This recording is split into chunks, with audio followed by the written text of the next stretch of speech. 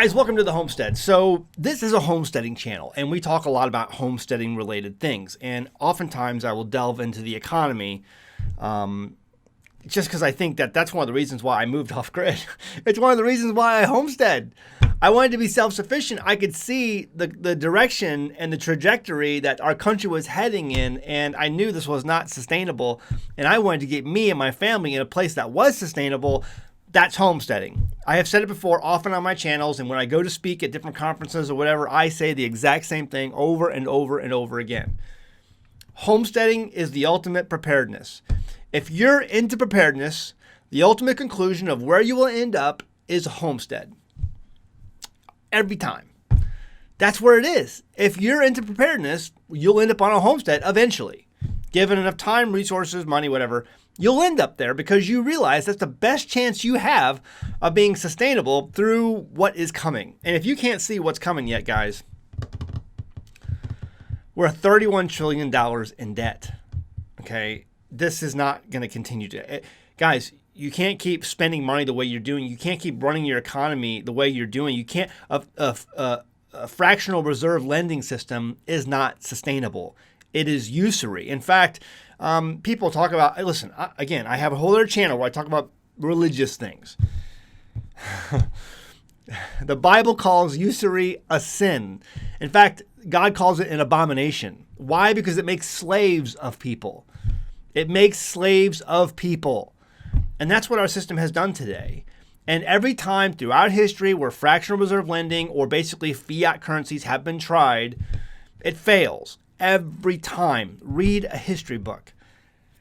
But we have people today who are so caught up in what is here and now and what has made them money over the last 50, made their parents money over the last 50, 80 years, 100 years, that they don't understand that there is a seismic shift that is coming back. Because when you pull a rubber band so far, it can only go so much farther. When you keep pulling that, it will snap. And that's where we're at. The rubber band has been pulled as far as it can go. Don't take my word for it. I don't care. I've got myself positioned in a way that I can make this through, but I'm trying to help you. I'm trying to give you a heads up. So the other day, I went into town and I bought this old ceiling fan. I bought an old ceiling fan. And I brought it home. I took it apart.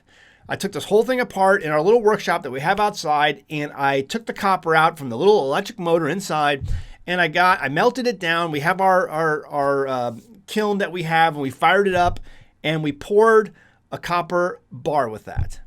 And the copper bar that from the recovered copper that came out of there was about a 1 pound bar. 1 pound bar of copper. See that? Now, this has always been a semi-precious metal.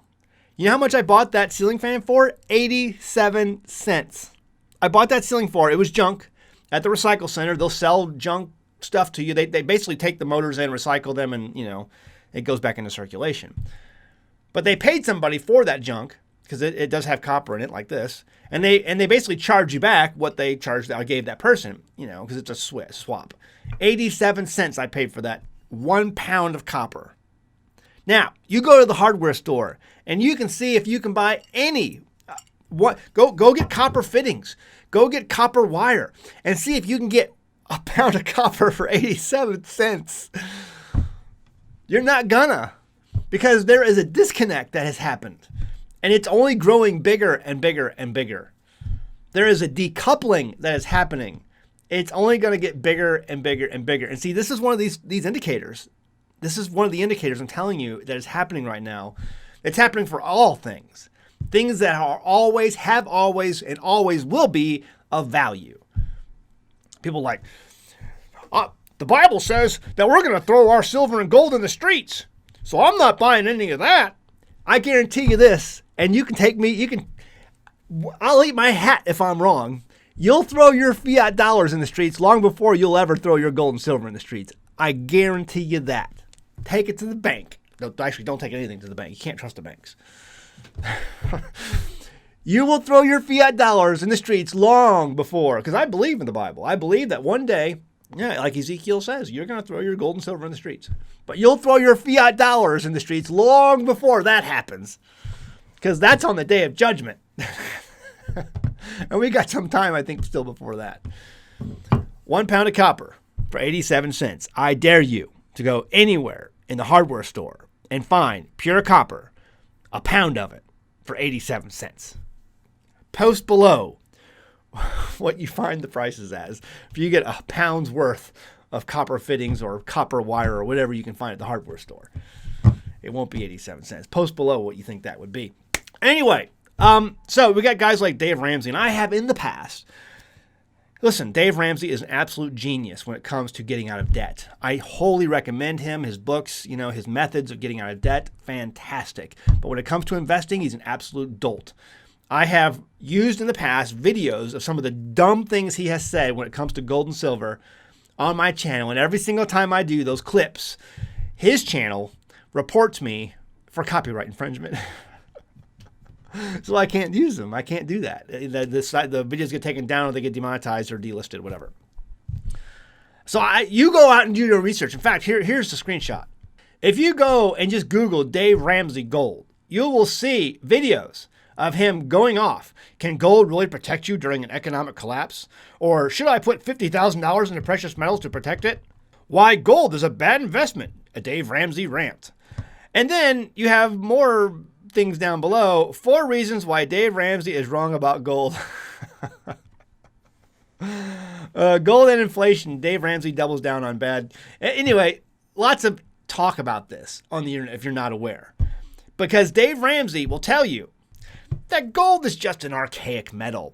No one really wants this anymore. It's not valuable. It's only valuable because people say it is. It's not valuable at all. What he wants you to do is get into mutual funds and to ETF, which is exchange-traded funds, or derivatives of some sorts, or maybe some real estate options or things like that. That's what he wants you to do because that's what he thinks is going to make you money. But in times like this, where an economic collapse is clearly indicated for those who are paying attention, he's like, no, you don't need to get into that gold and silver stuff. Something that people have always done during collapses for thousands of years. This time's different. No, I beg to differ.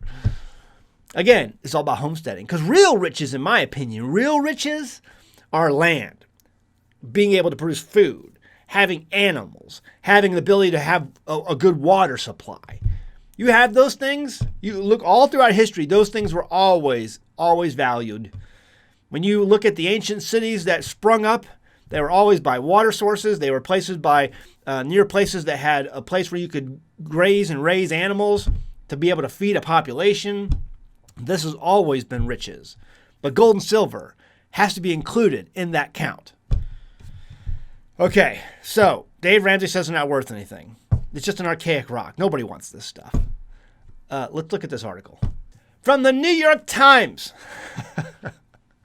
From the New York Times. You can't read the New York Times unless you subscribe, but every once in a while they'll give you like an article that you can read. And this is one of those times where you can read this article. So, thieves steal ancient gold coins in German museum heist. The theft played out like the plot of a movie. The artifacts could be worth $1.7 million if sold to dealers, or $260,000 if melted down. How are you going to fence this? I don't understand. It's kind of a pretty well-known heist. This came out just this last week, November 23rd. It says the burglary targeted a hoard of Celtic coins on display at the Celtic and Roman Museum in Manching, Germany.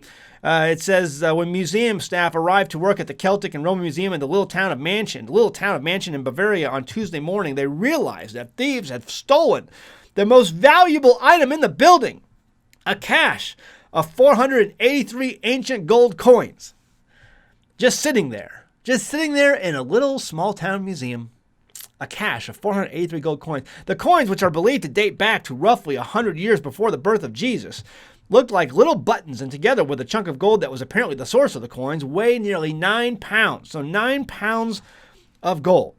One official said the artifacts could be worth $1.7 million. It's a complete catastrophe. All this gold sitting in a little town museum in Bavaria. In a town known for its rich archaeological history, the missing coins represent far more than just money. The loss of the Celtic treasure is a disaster. The gold coins, as witnesses of our history, are irreplaceable.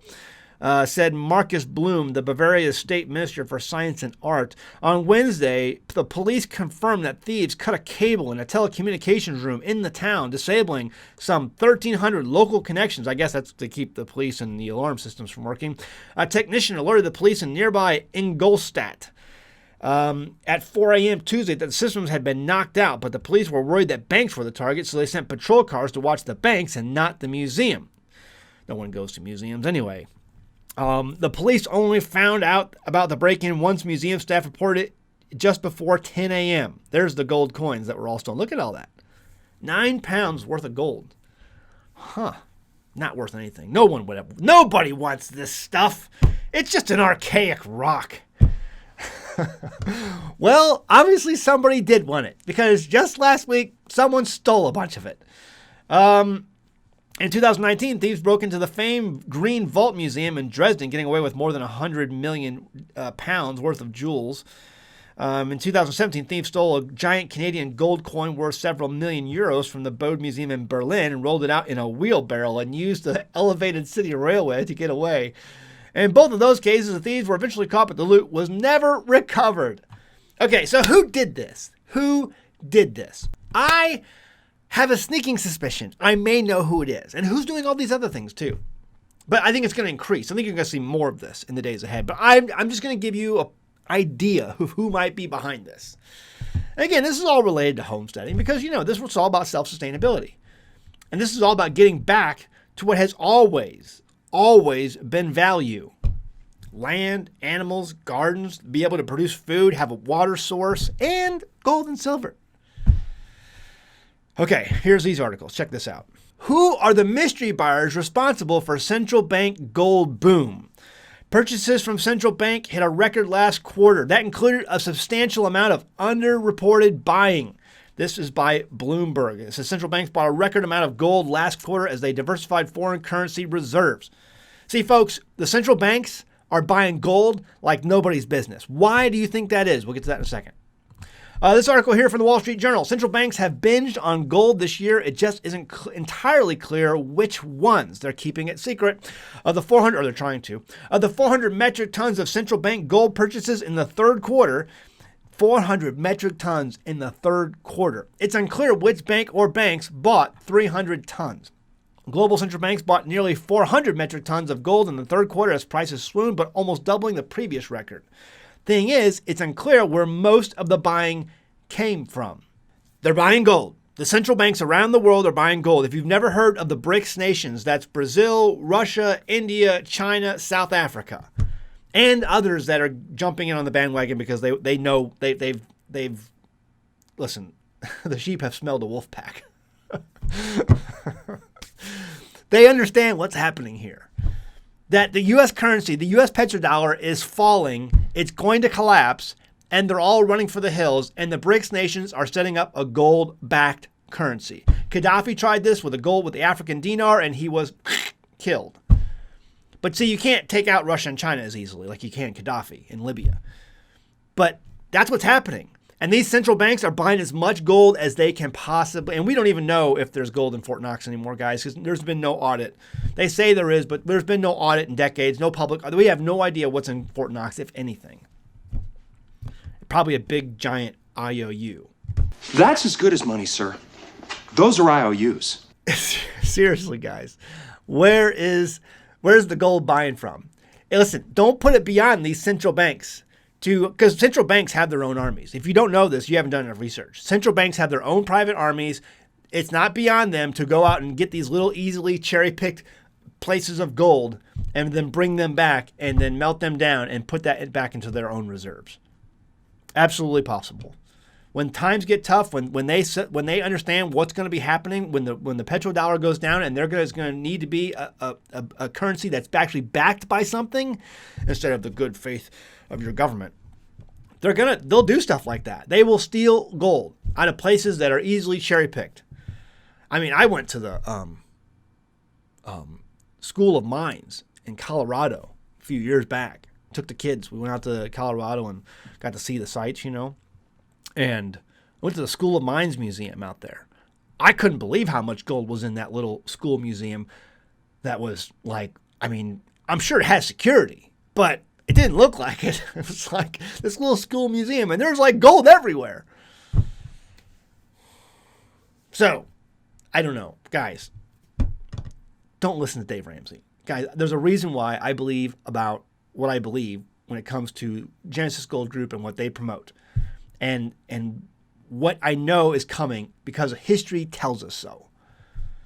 That's why I moved on to Homestead, because I like the ability to be self-sustaining and to have, people around me who also feel the same way.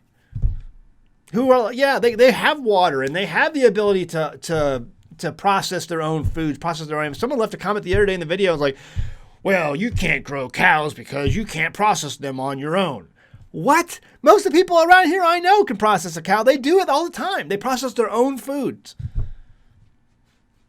That's not the way it is around here. If you have to rely on, for some people that's fine if you're going to do it on a large scale. But for most people, you can do it you can do these things yourself. You just have to learn how to do it. All right, guys. Genesis Gold Group, ads at the end of the video. All right, we'll leave it at that. Leave a comment below. Let me know what you think. Who's buying all the gold? Is it the BRICS nations? Let me know what you think. Yes, this is Homestead related, folks. It's all about self-sustainability, and hard times are coming. You can't be a nation that's $31 trillion in debt.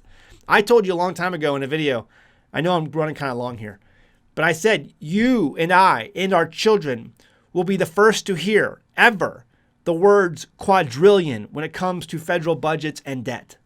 And I'm starting to hear the word quadrillion. There's over a quadrillion amount of debt when it's linked to derivatives trading in the market. I'm hearing it now. I'm starting to hear that word. No one in our past has heard that word when it comes to government debt and government budgets. But we're starting to hear it. You cannot have those sort of numbers and recover. It's just not possible. So you take the action that you need to. I saw this back in 2008. If you ever watched the movie The Big Short, that's a true story. The Big Short, I highly recommend watching it. I saw it back then. The math plays out. There's only one conclusion to this show, and it's not good. All right. Again, merchandise, teespring.com. Our Stupid Shit Hurt shirt, best-selling shirt ever. If there was more hurt in this world, there'd be a lot less stupid. I highly recommend picking up one of these shirts for a friend or a family member. They'll enjoy it, and they'll get a kick out of it, all the comments that they get when they're wearing it out in public. So, all right, guys. See you next time at the Homestead. Bye! This is Grandma. Grandma survived the Great Depression. She survived the Great Depression because her supply chain was local and she knew how to do stuff. Grandma was smart. Grandma told us to make do with what you got. She also said, don't put all your eggs in one basket. Homesteading is all about self-reliance and declaring ourselves to be independent from the system. We grow our own food, we raise our own animals, and doing these things helps safeguard our families from the unpredictable world that surrounds us. But what about banking? I love being my own power company, but what about being my own bank? Right now, our country is over $30 trillion in debt and rising. The Fed keeps printing money, and the Congress won't stop spending money. Staying attached to the modern banking system and their investment vehicles is like putting all of your eggs in one very, very fragile basket. On one side, you have the threat of inflation and your savings value floating away. And the other side is a possible deflationary stock market collapse, just like what happened in the 1930s. Genesis Gold Group is like a basket holding eggs, and these eggs are impossible to break. History shows us that all paper investments have and will return to their intrinsic value eventually. Zero. But gold, silver, and other precious metals have never, ever been worthless. In every collapse throughout history, people have turned back to precious metals to find monetary value. If you have a 401k, an IRA, or a savings account where you're literally watching the purchasing power inflate away, give Genesis Gold Group a call right now. Today, this instant, they can develop a strategy for you and the days ahead. I can tell you how I raise sheep, I can tell you how I raise chickens, or the best way to grow tomatoes, or how to hook up a solar panel. But Genesis Gold Group is your best shot at safeguarding your hard-earned savings and investments during this increasingly turbulent time in history. The link and phone number is in the description below, or visit their website at genesisgoldgroup.com.